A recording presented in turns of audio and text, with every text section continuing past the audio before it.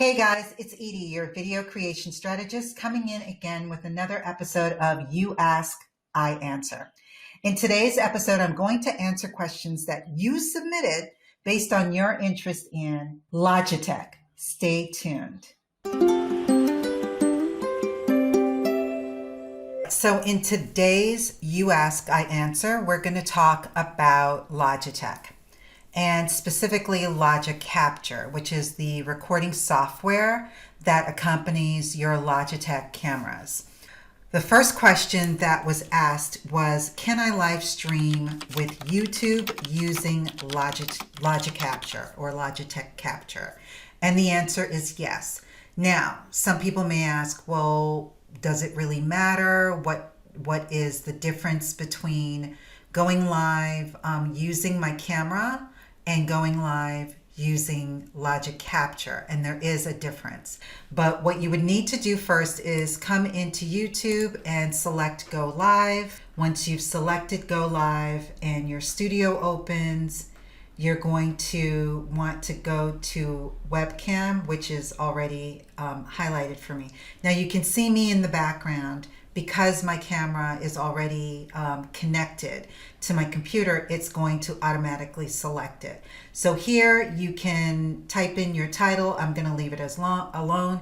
You can change the publicity of your video from public to private to unlisted, whatever it is. If you wanted to schedule this for later, you could do that. And then you want to go under more options. And you'll see here is where you have your camera and your microphone. So my microphone is automatically defaulted to my USB microphone, which is fine. But my camera is defaulted automatically to my webcam. But I want to switch it to Logicapture. Now, as soon as I do that, you see that all of a sudden the background, I went away, and then it's actually a camera icon with a slash through it, meaning that there's no camera connected. So in order now to connect the camera, I need to actually open up Logicapture.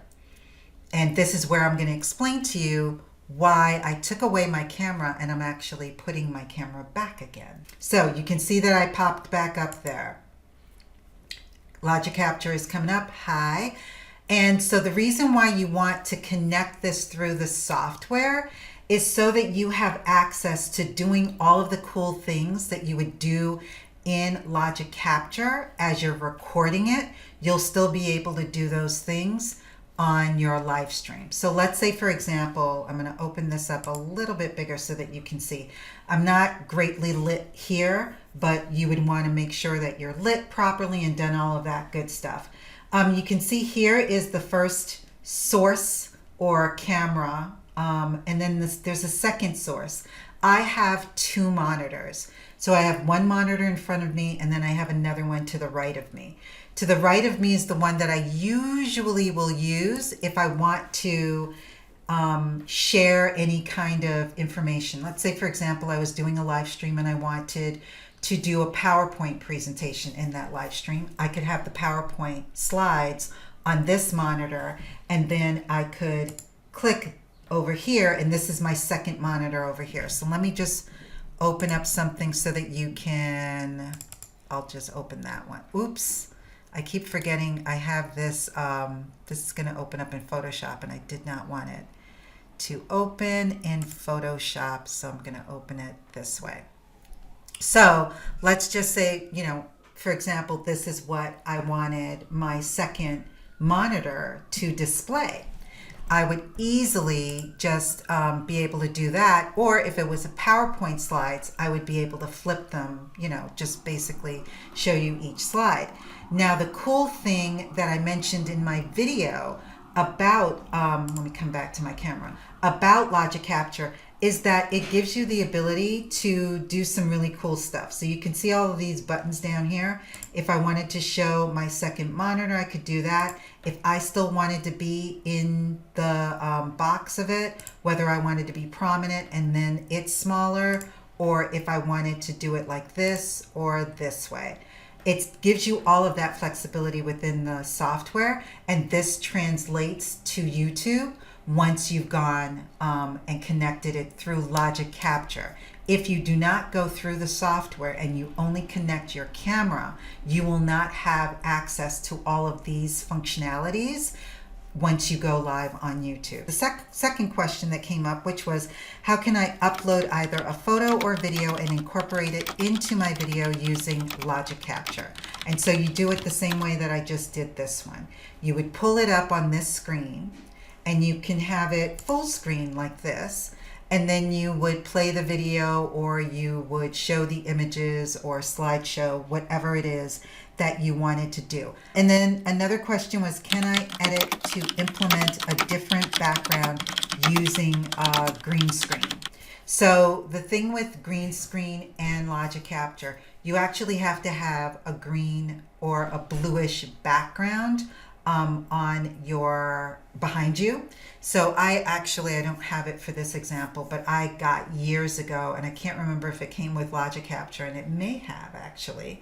I have a green felt sheet that I can put behind me. Some of them come on photographic backgrounds. Some people paint their walls, depending on if you always do green screens. I happen not to be a fan of green screens, so I don't even teach on it, talk about it, or anything, because I personally am not a fan.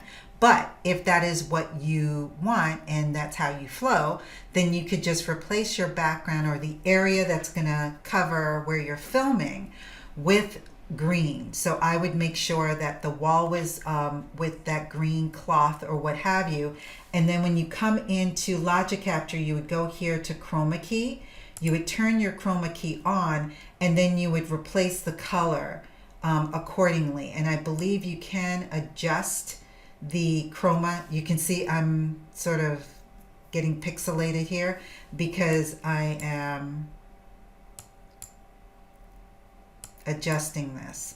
So you would just do adjust it based on the color of your background so that it could remove your background but keep you. That is the goal. That's why it's usually either this sort of lime greeny-ish green or a blue.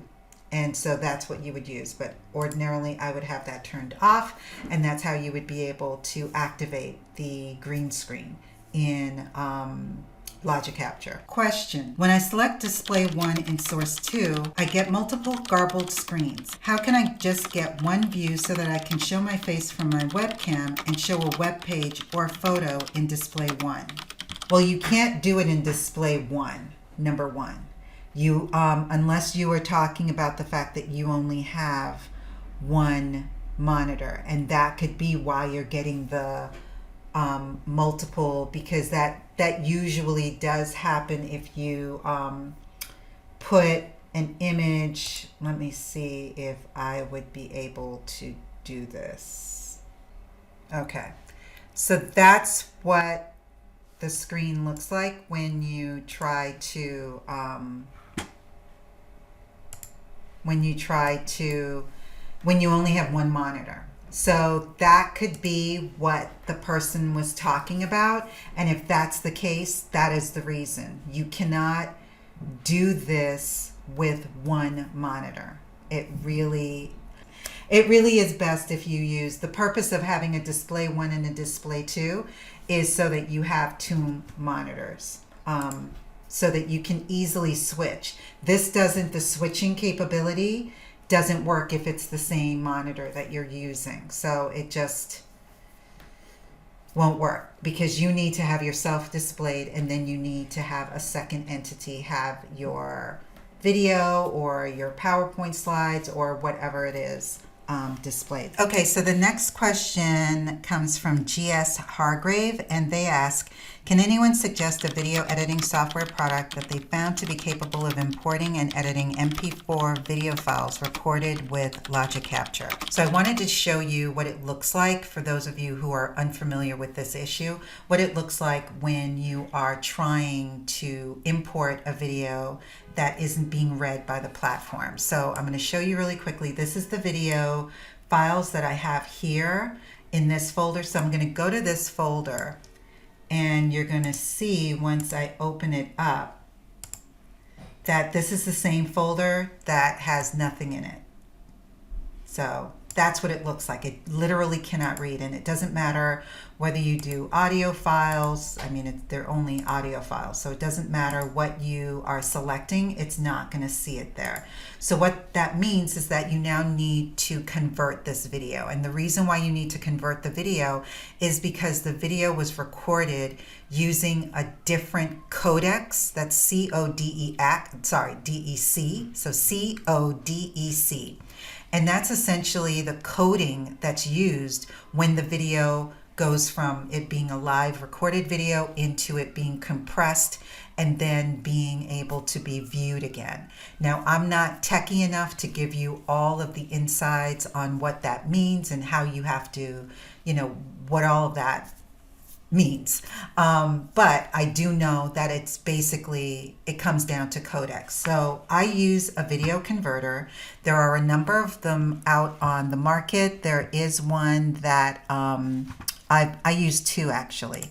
One that I use is called Movavi video converter, and then there's another one that I use that's called Handbrake. So in this example, I'm using Movavi. And I've just uploaded two of the videos because I've already previously recorded or converted one of the other ones. So I just wanted to bring in and let you see that when you see under input, and this is output. So the input, this is the video file, and it's calling it a VP8. Do not ask me what that is. All I know is that it's not an MP4 and it's not specifically an H.264 MP4, which is what we need. So that's what the output's going to be. But in this particular converter, you would come to where it says convert to, and you would literally select which one it is that you wanted. So I've already selected the one that I wanted. And so that is going to put out the same input, meaning it's going to keep it the same frame size. So it's still going to be a 1920 by 1080. The only difference is that it's going to be an MP4 as opposed to this VP8. And I'm sure that we can all look that up and find out exactly what that means. But the only thing I'm going to do here is change where I want the footage to go. And I want it to go here, so I'm going to select this folder. So you see the path has changed. And then you just click convert. And now it's going to convert these two video files into MP4 H.264 files. So once it's finished, it's going to give me a little ding to let me know that it's finished. And these two files now will then reside in the folder that I wanted it to go into, and then you'll be able to upload it. So I'm going to show you as soon as this is finished what that actually looks like.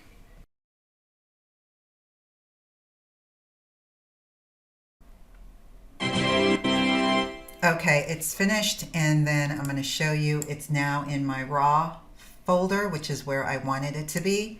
And then now I'm going to upload these two. So it's these two.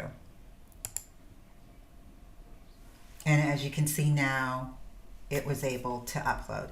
So you do not need to find a new video editor. Power Director 12, I believe, is the one that you mentioned in your comment. I would just make sure that I'm presuming it can take MP4s, H.264. So as long as it can, then just convert it in whatever converter it is that you choose to use, and then upload it to your video editor. As always, thanks for submitting your questions so that I could answer them. I hope that you found my answers helpful and useful.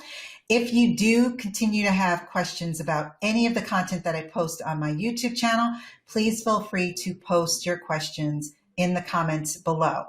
Now, more often than not, I will go in to my comments and respond, but if I feel that your response needs a demonstration attached to it, then I'll do one of these videos. So if you like this video, click the like button. If you're not already subscribed to my channel, feel free to subscribe to it now. And until I see you in the next video, have a great day. Take care.